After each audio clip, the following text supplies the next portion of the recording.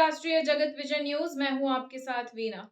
देश की वित्त मंत्री निर्मला सीतारमण ने देश का यूनियन बजट पेश कर दिया। बजट पेश होने के बाद देश भर से अलग-अलग प्रतिक्रियाएं सामने आ रही है। कोई खुश है तो कोई नाराज। हमारे संवाददाता ने पक्ष और विपक्ष के सांसदों से इस बजट पर उनकी प्रतिक्रिया ली। क्या कुछ कहा, देखिए। वित्त मंत्री निर्मला सीतारमण ने यूनियन बजट 2026-27 पेश किया।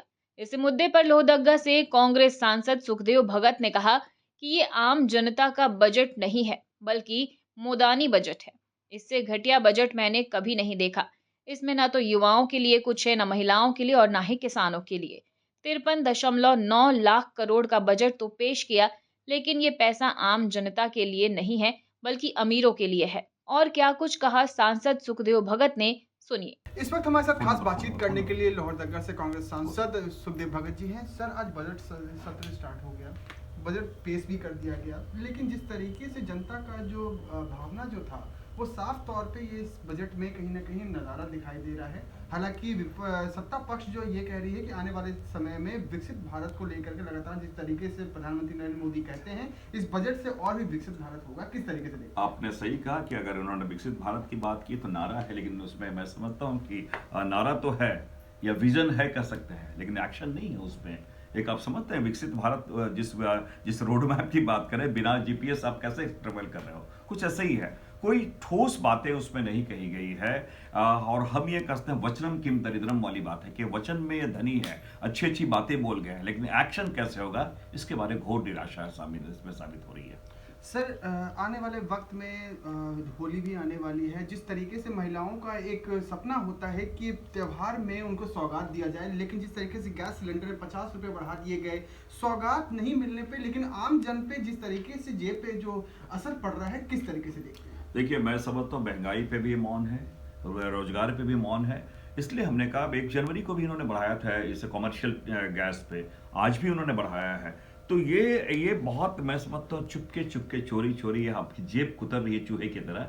और ये सरकार, इसलिए मैंने कहा इस सरकार कारपोरेट घरानों की सरकार बन गई है, वो डिक्टेट करते हैं, उनके अनुसार चीजें बनती हैं। क्योंकि अगर आपने अनुशासन जिस डिसिप्लिन की बात किया तो आम लोगों से डिसिप्लिन की बातें करते हैं, लेकिन जो बहुत रिच हैं उन पर कोई टैक्स लगाने की हिम्मत भी नहीं जुटा पा रही है। इसलिए मैंने कहा कि चूहे की तरह पूरी अर्थव्यवस्था की खोखला करी है, ये कुतर रही है। सर, आप लोग के भी कई सारे ऐसे सवाल हैं जिस तरीके से, क्योंकि ये विपक्षी दल ये कह रहे हैं कि ये बजट नहीं है, ये चुनावी बजट है, क्योंकि यूपी में भी विधानसभा चुनाव है, बंगाल में भी विधानसभा चुनाव है, इसको ध्यान में रख करके तमाम चीज़ों को रचा गया है। लेकिन जब निर्मला सीतारमण जब ये बजट को पेश कर रही थी, तो उनके मन में भी कहीं ना कहीं इस चीज़ को लेकर के होगा कि जो बजट पेश किया जा रहा है वो किस तरीके का बजट है, क्योंकि मैंने भी देखा इस बजट में कहीं ना कहीं काफ़ी ज़्यादा नाराजगी भी साफ तौर पर विपक्ष का इसमें साफ तौर पर नजर आ रहा है। देखिए, पिछली बार में जो बजट उन्होंने पेश किया था, 2 राज्यों पे फोकस था, चंद्रबाबू नायडू का राज्य और बिहार पे, क्योंकि दोनों में चुनाव थे। इसलिए मैंने कहा कि ये एकांगी बजट है इस बार भी। लेकिन चुनावी बजट में वेलफेयर मेजर्स काफी कवर होते हैं, इस बार वेलफेयर मेजर भी कवर नहीं किए गए हैं। लेकिन ये चुनावी बजट वो भरी सोच रहे कि हमने कुछ इसमें कुछ रियायतें दी हैं, लेकिन ये मैंने कहा कि जिस प्रकार सेना में उन्होंने अग्निवीर लाया है, ये भाषण वीर यहाँ बने हुए पूरे बजट में। सर, आखिरी सवाल ये रहेगा कि किस तरीके से आप देखते हैं वो आगे का क्या कुछ रणनीतियाँ रहने वाला है इस बजट को लेकर के, क्योंकि लगातार सरकार जो है ये कह रही है कि विपक्षी दल जो है उनका काम है ये आरोप लगाना, लेकिन जब तक वो बजट को पूरा पढ़ नहीं लेते तब तक इस तरीके का आरोप लगाना ये निराधार है। किस तरीके से देखिए, मैं समझता हूँ हम आरोप नहीं लगा रहे हैं।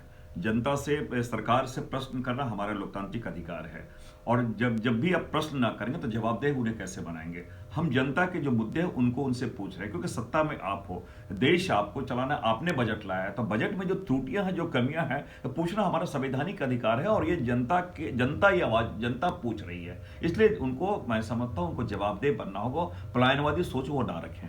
बहुत बहुत शुक्रिया बात करने के लिए। तो ये थे हमारे साथ में लोहरदगा से कांग्रेस सांसद सुखदेव भगत, जिन्होंने हर एक सवालों का बेबाकी से जवाब दिया। अब देखने वाली बात होगी कि विपक्ष का इसको लेकर क्या कुछ रिएक्शन रहने वाला है। वीडियो जर्नलिस्ट राहुल के साथ अभिषेक आनंद, राष्ट्रीय जगत विजन न्यूज, दिल्ली। फिलहाल खबरों में इतना ही। अपडेटेड रहने के लिए हमारे चैनल को सब्सक्राइब कर लीजिए। नई खबरों के नोटिफिकेशन के लिए बेल आइकन जरूर दबाइए।